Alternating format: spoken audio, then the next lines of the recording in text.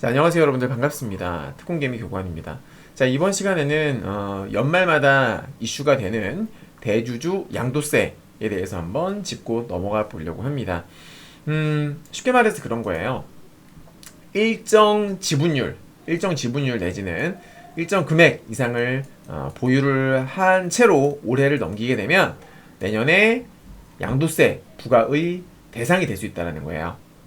사실 그런데 누가 세금을 내려고 하겠습니까? 누가 세금 내고 싶겠어요. 그죠? 네, 진짜 진정한 회사의 대주주가 아닌 이상 누가 그걸 세금 내려고 하겠습니까? 그렇다 보니까 연말만 되면은 이제 소위 말하는 큰손 투자자들의 물량들이 쏟아져 나오곤 하거든요. 그래서 이것을 우리가 위기로 봐야 될지 아니면 기회로 활용을 해야 될지에 대해서 한번 짚고 넘어가 보도록 하겠습니다. 자, 우선은 현행 요건에 대해서 한번 살펴보도록 할게요. 화면 보시면은 제가 정리해놨는데요. 여기 보시면 올해부터 지난 건 보실 필요가 없고요. 네, 다만 요거는 이제 과거에 대주주 요건이 제법 높았어요. 최소 20억 이상은 들고 있어야 대주주라고 할 수 있었었는데 최근 보시면 어떻습니까? 3억. 네, 3억 원어치만 들고 있어도 이제는 뭐가 돼요? 대주주가 됩니다. 솔직히 좀 말이 안 되죠. 좀 어이가 없죠. 네. 근데 웃긴 건 뭐냐면 그러니까 이거는 이제 개인이에요. 본인. 네, 본인인데, 그러니까 3억 원 내지는 1%만 들고 있어도 대주주가 되는 거예요. 코스피는 2%고요. 근데 저 더 웃긴 건 뭐냐면, 이거예요. 그러니까 내가 만약에 2억을 두고 있어요. 근데 내 아버님이 1억을 더 두고 있어요.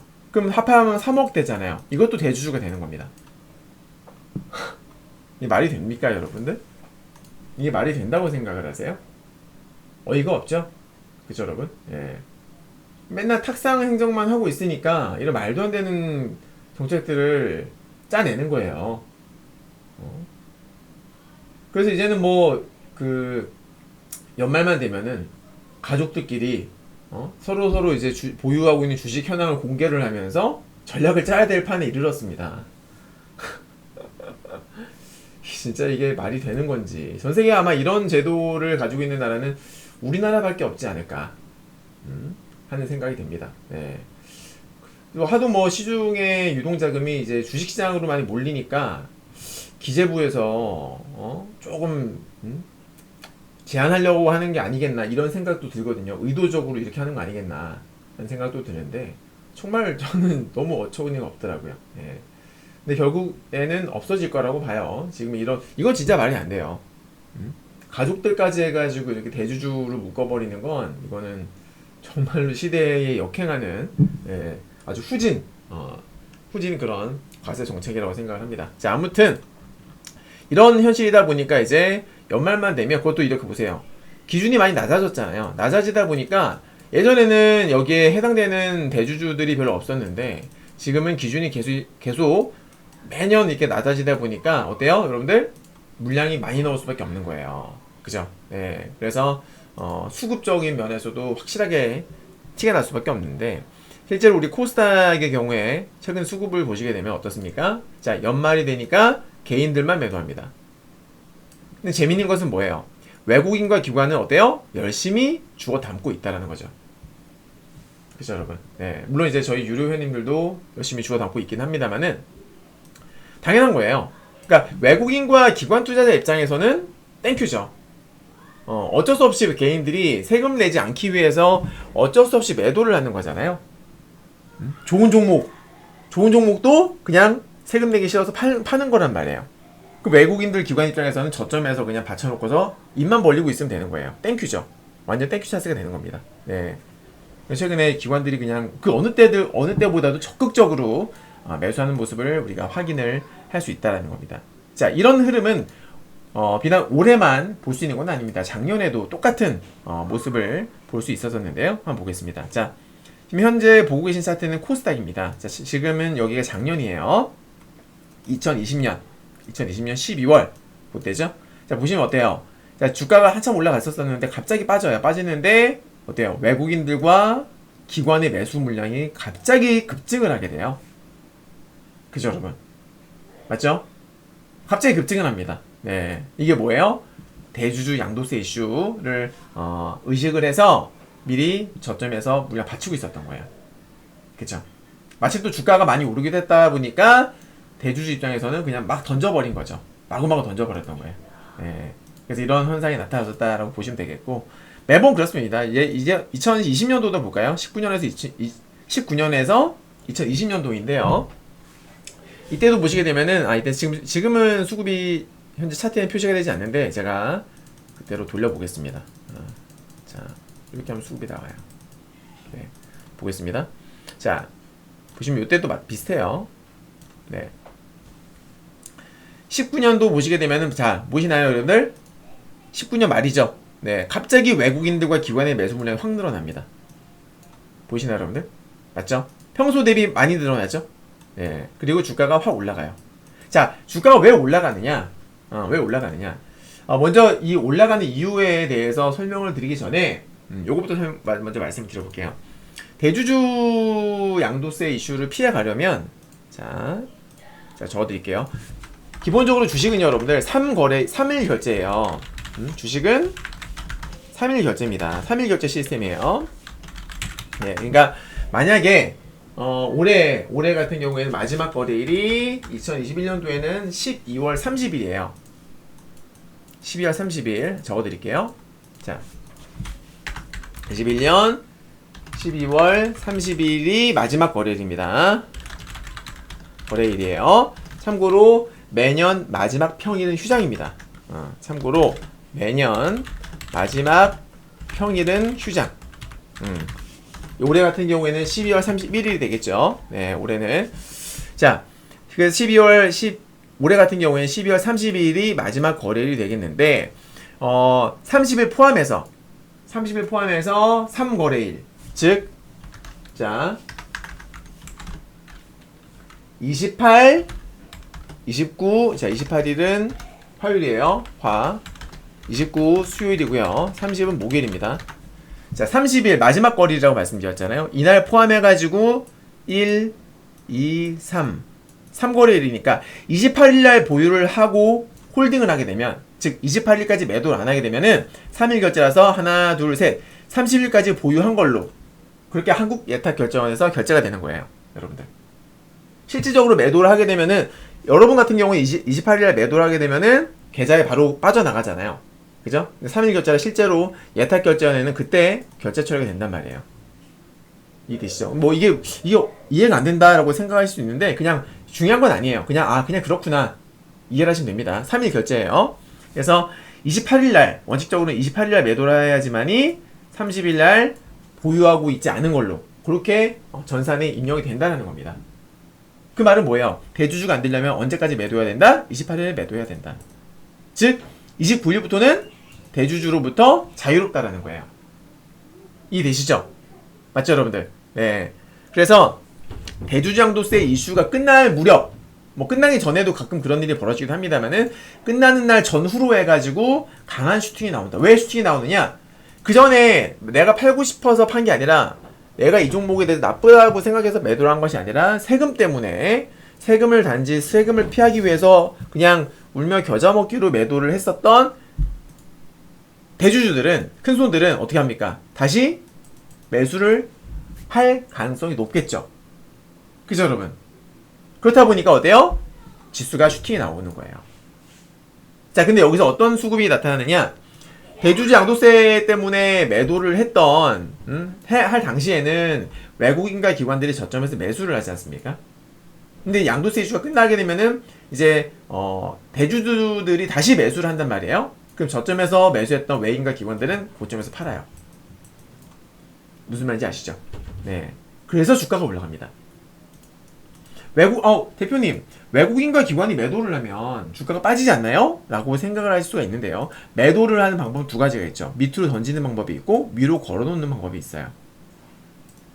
그럼 외국인과 기관 입장에서, 어차피 개인 대주주들이 매수하려고 난리일 텐데 굳이 밑으로 던질 필요 있을까요? 아니잖아요.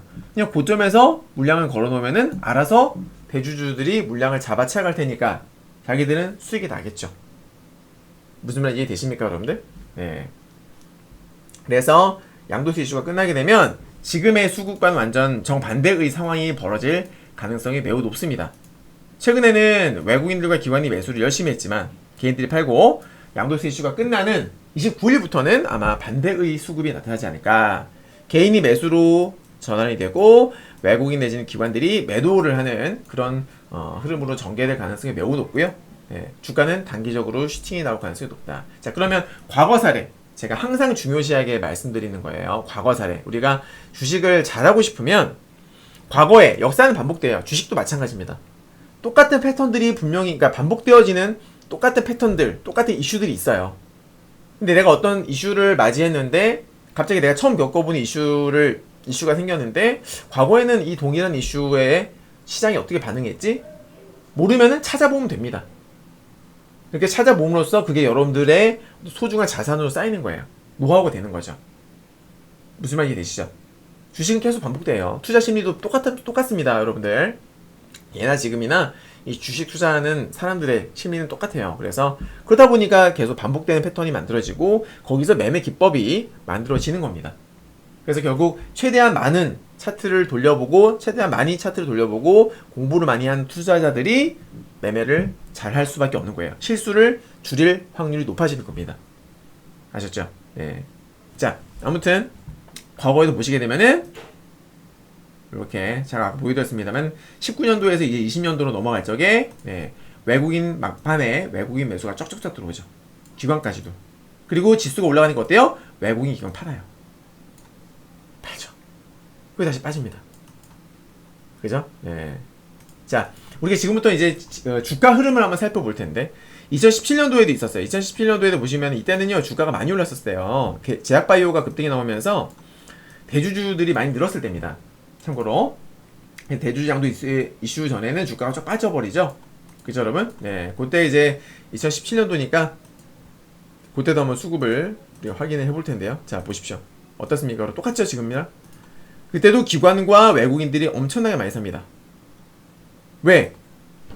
주가가 빠지잖아요. 주가가 빠지고 있을 때에도 외국인과 기관 사요. 왜? 어차피 개인 대주주들이 매도를 해줄 텐데 굳이 올려줄 필요가 없잖아요. 밑에다가 깔아놓으면, 그러니까 무슨 말이냐면은 여기다가 매수할 때도 올려서 매수하는 게 있고 밑으로 깔아서 매수하는 게 있죠. 저는 개인적으로 요거를 깔사, 깔아놓고 잡는 걸 깔사라고 하고요. 올려서 잡는 것을 저는 올사라고 표현합니다. 외국인과 기관들은 깔사를 했던 거예요. 깔사를 하다가 양도세 이슈 끝나고 나서는 본격적으로 어때요 여러분? 주가 급등이 나오죠. 그때 보니까 어때요? 기관들이 매도합니다. 뭐 외국인은 매수하긴 했었는데 기관들이 매도 막 나옵니다.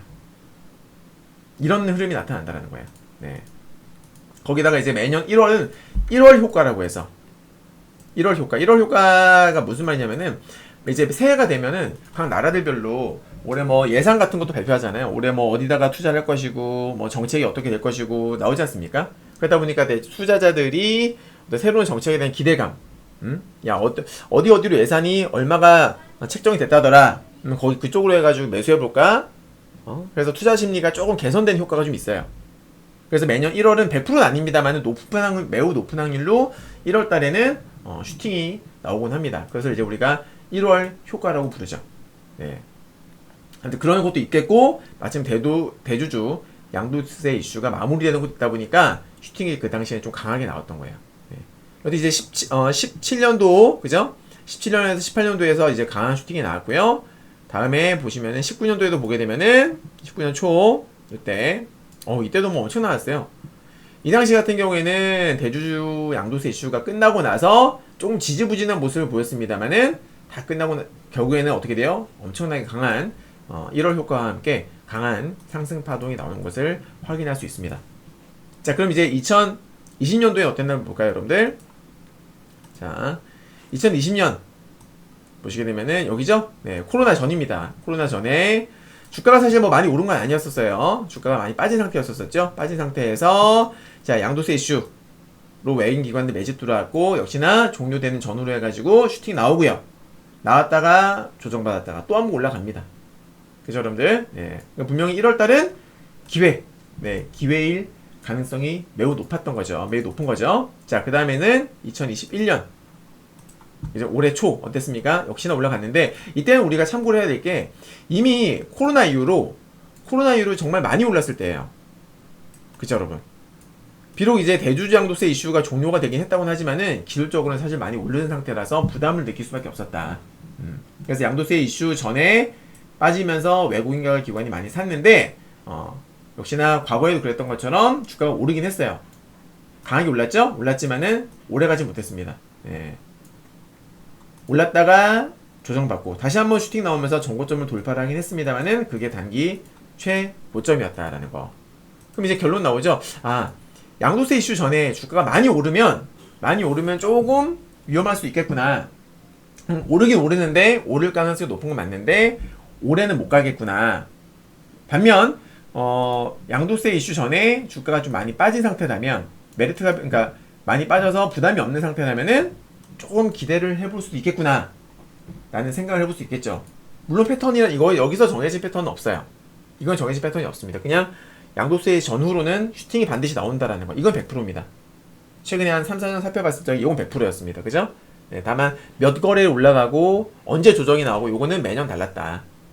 근데 주가가 많이 오르지 않은 상태라면 부담이 없어서 조금 좀 길게 한번 노려볼 수 있지 않겠느냐라는 거, 그렇게 결론을 내볼 수가 있겠습니다. 네. 자, 아무튼 올해 제가 여러분께 말씀을 드렸습니다만은 지수가 이제 반등 나올 거라고도 말씀드렸었고 실제로 시황이 적중하면서 올라갔죠. 그죠? 지금 유튜브 꾸준히 청취하시고 리딩 들으셨던 분들은 다들 아실 거예요. 예상대로 이제 시황이 흘러가고 있어서 매우 다행이라고 생각을 하는데, 이제 우리 다음 주 29일날 아까 말씀을 드렸다시피 29일날 양도세 이슈가 종료가 됩니다. 자 29일날 12월 29일 양도세 이슈 종료. 네. 그러니까 빠르면 뭐 그 전부터 올라갈 수도 있어요. 과거에도 그랬던 적이 있었으니까요. 근데 29일 전후로 강한 상승 파동 예상한다라는 거 말씀을 드리고 싶고요. 전 내년까지는 최소 내년 초까지는 이런 흐름이 이어질 수 있다. 그렇게 보는 입장입니다. 네. 아무튼 기회입니다. 양도세 이슈는요, 매년 그랬어요. 매년 저점 매수 기회로 작용했었고, 그 기회를 잡은 투자자들은 단기적으로 좋은 수익이 났었거든요. 네. 그래서 아마 올해도 비슷한 흐름으로 전개가 되지 않을까라고 저는 생각을 합니다. 네. 자, 아무튼 여기까지 제가 준비를 한 내용이고요. 이 영상이 도움이 되셨다면은 구독, 좋아요, 그리고 알람 설정 꼭 부탁드리도록 하겠습니다. 네. 자, 감사드립니다.